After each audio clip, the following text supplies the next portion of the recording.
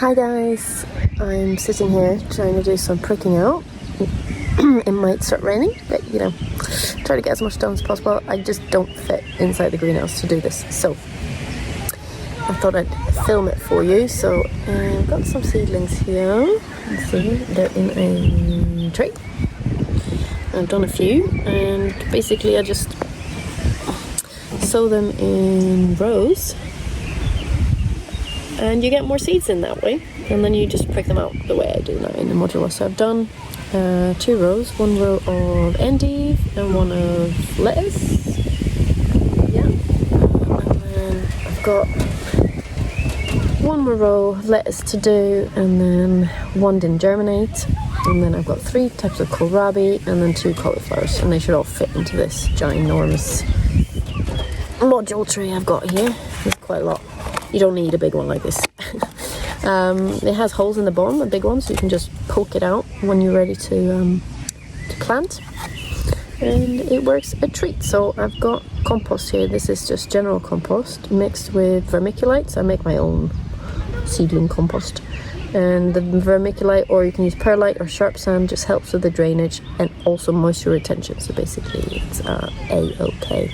And you want to put the seedling in quite deep, as deep as you can, but not so deep that the leaves touch the compost. That's my experience, because that just increases dampening off. And I water the tray before I start, because I have no luck watering seedlings. They just they just end up dying.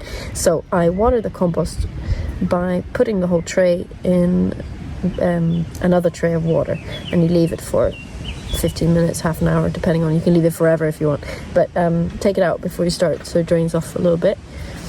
And then that's how I water the seedlings from then on. So, and the tools that you need apart from the other bits is a dibber. You can use a pencil, a chopstick, a fancy dibber like this, which is quite cool. I dug it up. There's so much stuff I dug up on our allotment, so it's great. It's really heavy and it's quite good for dibbing out. So let's see, let's get some on the go. Let's do this salad. This is like a mix of salads, so I'm going to try and get a selection across in different colours. Let's see, so let's see, I don't know if you can see this. So I basically just lever it in underneath and lift it up, so it helps if the compost isn't bone dry when you do this, and you know, it shouldn't be anyway because you're dealing with seedlings. Right, let's move these on here. And then you handle them by a leaf, and this looks about right to me. You can have it a little bit shorter, a little bit longer, but if it's any bigger than this, it kind of creates an actual root system where it branches off, and then it becomes harder to prick out. That's what I think. So let's see, can you see this one? Yeah, so I make hole. Let's move this away.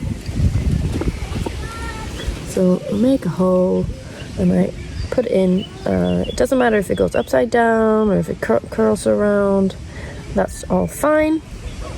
And then you want to firm it in like so. And I've already firmed the compost into each module. And yeah, so that's it, and I'll just keep going.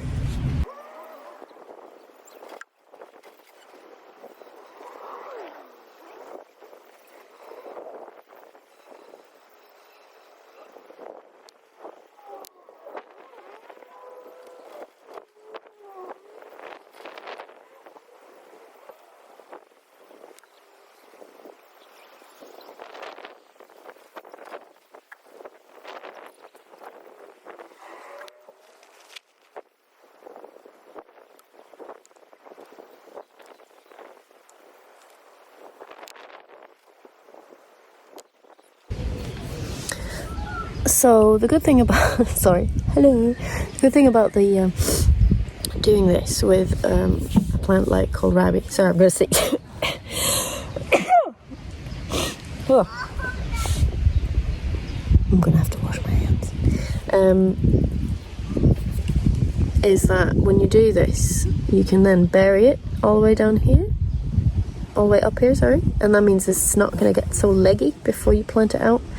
and that, you know, really helps me anyway. So you just make a deeper hole, and you just use the dibber gently to push it in. Don't try to push it like this, because that just risks breaking the stem. And yeah, that will grow much better.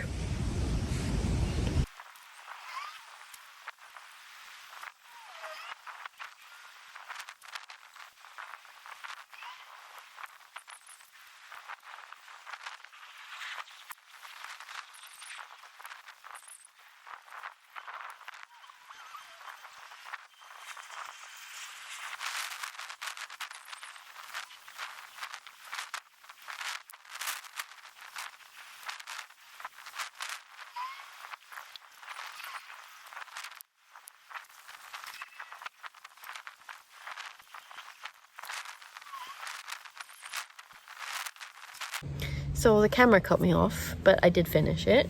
Here it is, let's see. Right, these are going to go in the greenhouse, so they're already watered.